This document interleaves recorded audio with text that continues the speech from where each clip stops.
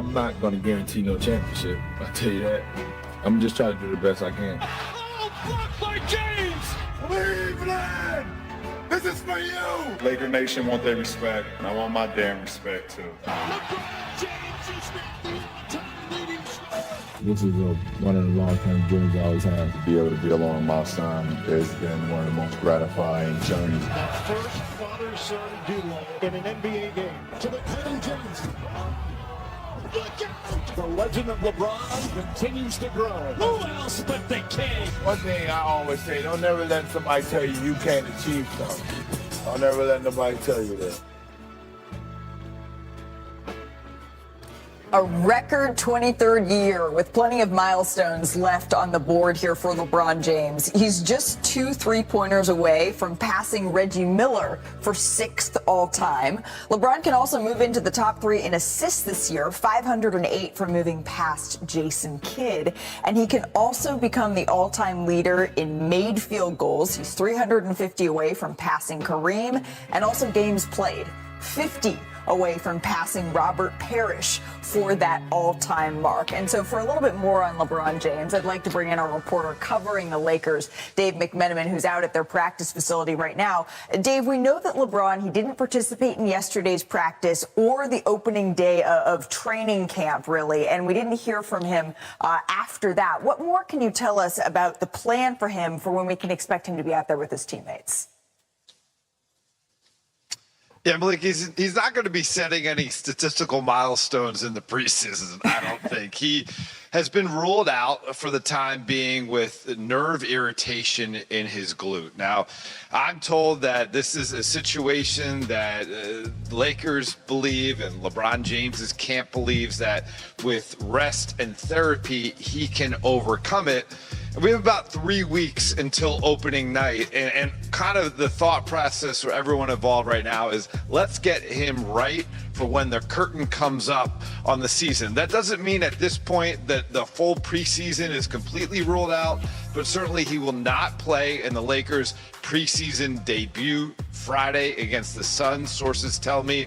And it's going to be taking the long approach to the entire season because this is uncharted waters. There's never been a guy to play 23 years, and they want to be able to have him ready to play his best basketball come April through June if the Lakers can put a run together. Can we start calling best basketball basketball? Does that work as well? Dave, thank you so very much for your insight there. Basketball on the tip-off of preseason. That's for the 76ers and Knicks. They're going to play in Abu Dhabi. Jalen Brunson, Karl Anthony Towns, Paul George, Joel Embiid, and the Sixers fully immersing themselves in the culture out there. This is the second time the NBA has held a preseason game in Abu Dhabi. And with the Knicks and the Sixers there, so is our worldwide Brian Windhorst, our senior writer. Brian, how's it going out there? This is what, like the 5th different country you've joined us from? I don't know, but this is the 3rd straight year I've been in Abu Dhabi. They love the NBA here, and it's really become a home away from home for the league. We've seen you, Abu Dhabi, Lille. There's a whole bunch of places we just showed that you have joined us from. But we are 24 hours away from tip-off of preseason basketball in the NBA. What are the plans for former MVP Joel Embiid this preseason? I imagine all eyes are on that, even in Abu Dhabi. Yeah, you're not going to see him here in Abu Dhabi. He was not a full participant in practice.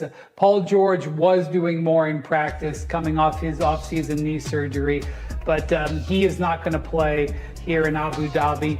All in all, you might see about a handful of Sixers players from their core not available. Just today, the 76ers announced that Jared McCain had surgery on his torn thumb ligament that he suffered last week.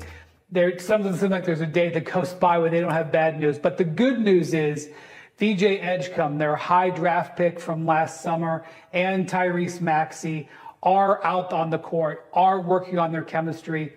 Already, Edgecombe has really... NFL Insider reveals real reason Shedeur Sanders mimed his reaction to Browns QB news originally appeared on the Sporting News. There is certainly no shortage of drama for the Cleveland Browns right now, with Shedeur Sanders forced to bide his time in the shadows with the Browns struggling at 1-3. That now comes a change, as Dylan Gabriel, not Sanders, has been named the starting quarterback for Kevin Stefanski's offense, which is an interesting decision. When Shedeur was asked about it in the locker room on Wednesday, he didn't say a word. Instead, he mimed his answers, leaving everyone confused as to what exactly his point was of doing that. Well, now we know that ESPN's Adam Schefter posted on X a rant by former NFL head coach Rex Ryan as he put Sanders on full blast.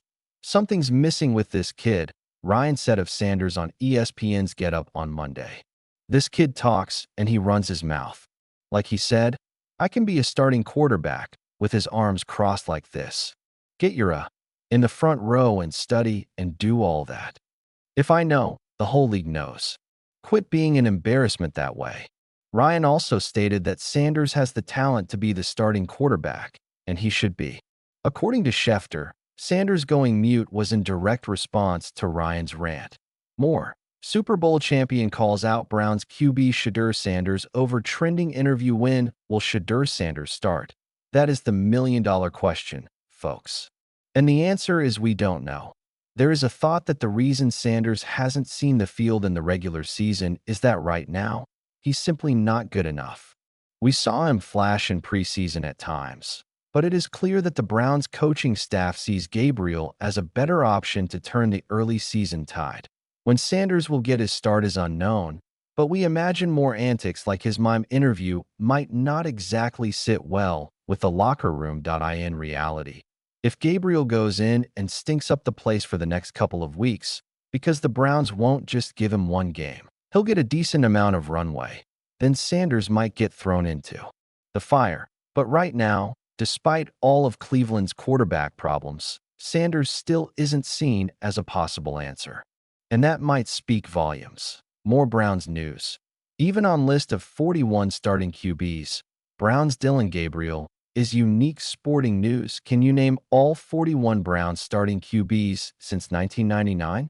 Dillon Gabriel set to join notorious Cleveland club Sporting News. Shedeur Sanders gets disappointing update amid Cleveland Browns starting QB change. Sporting News. Even on list of 41 starting QBs, Browns Dillon Gabriel is unique sporting news. New York, AP. Jazz Chisholm Jr. zipped all the way home from first base on Austin Wells' tie-breaking single in the 8th inning. And the New York Yankees extended their season Wednesday night with a 4-3 victory over the Boston Red Sox in Game 2 of their AL wildcard series. Unhappy he was left out of the starting lineup in the opener, Chisholm also made a couple of critical defensive plays at second base that helped the Yankees send the best-of-3 playoff to a decisive Game 3 on Thursday night in the Bronx. What a game. I mean, it has been 2 great games, these first 2, New York manager Aaron Boone said. A lot of big plays on both sides. In the latest chapter of baseball's most storied rivalry, the winner advances to face AL East champion Toronto in a best-of-5 division series beginning Saturday. Should be a fun night, Red Sox manager Alex Cora said. Ben Rice hit an early 2-run homer for the Yankees on the first postseason pitch he saw, and Aaron Judge had an RBI single that went off the glove of diving left fielder Jarren Duran.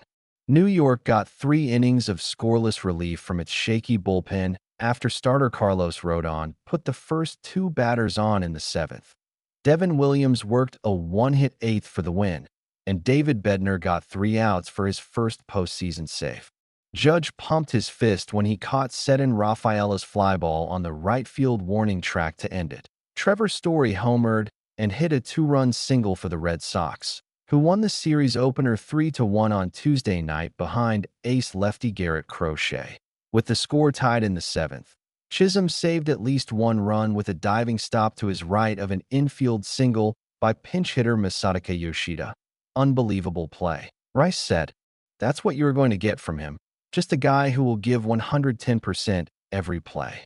Story then flied out with the bases loaded to the edge of the center field warning track to end the inning, and fired up reliever Fernando Cruz waved his arms wildly to pump up the crowd. I almost got out of his way, Boone said, drawing laughs. There's a passion that he does his job with, and it spilled over a little bit tonight. I am glad it was the end of his evening at that point, said Rice. I felt like I could see every vein popping out of his head.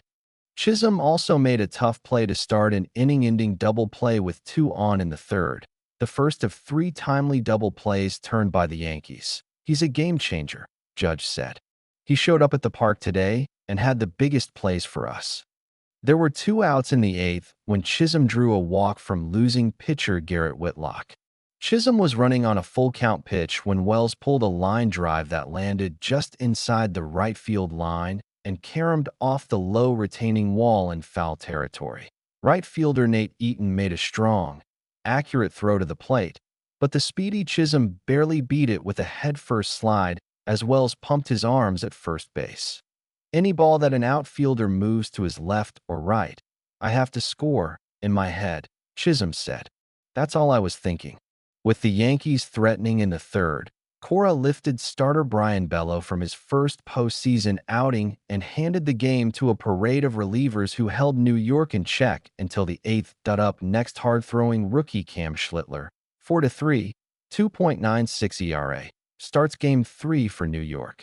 The right-hander grew up in Boston, where he attended Northeastern University, but has said he always wanted to play for the Yankees. Rookie left-hander Connolly Early, 1-2, 2.33 ERA, pitches for the Red Sox in place of injured Lucas Giolito. Early has made 4 major league starts since his debut on September 9. The Philadelphia Eagles keep finding ways to win. The Denver Broncos are aiming to hand them that first loss.